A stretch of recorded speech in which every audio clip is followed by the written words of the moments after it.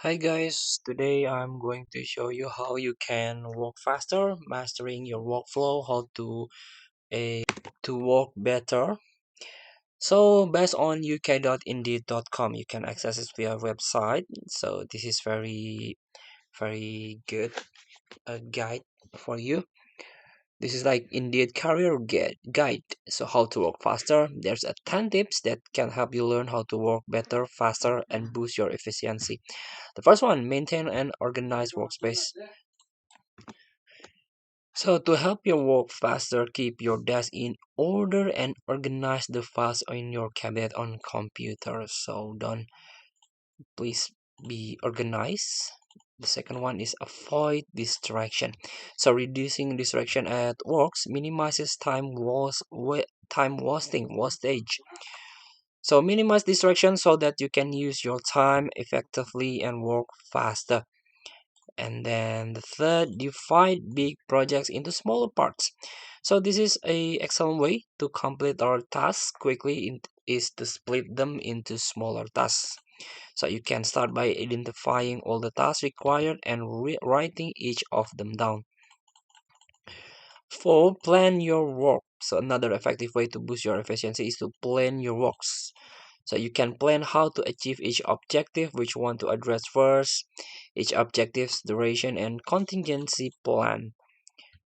Five, avoid multitasking. So multitasking may seem like great way to complete many tasks within a short period. So if you focus one task at a time, you're not distracted by other activities. Six, allocate less time to tasks. So often people allot more time than they need for a task. So remember to adjust the time you allot to your regular tasks over time as you become faster at completing them. Seven, avoid perfectionism. So to identify if you are perfectionist at work, consider your current process for completing tasks and check your unnecessary steps.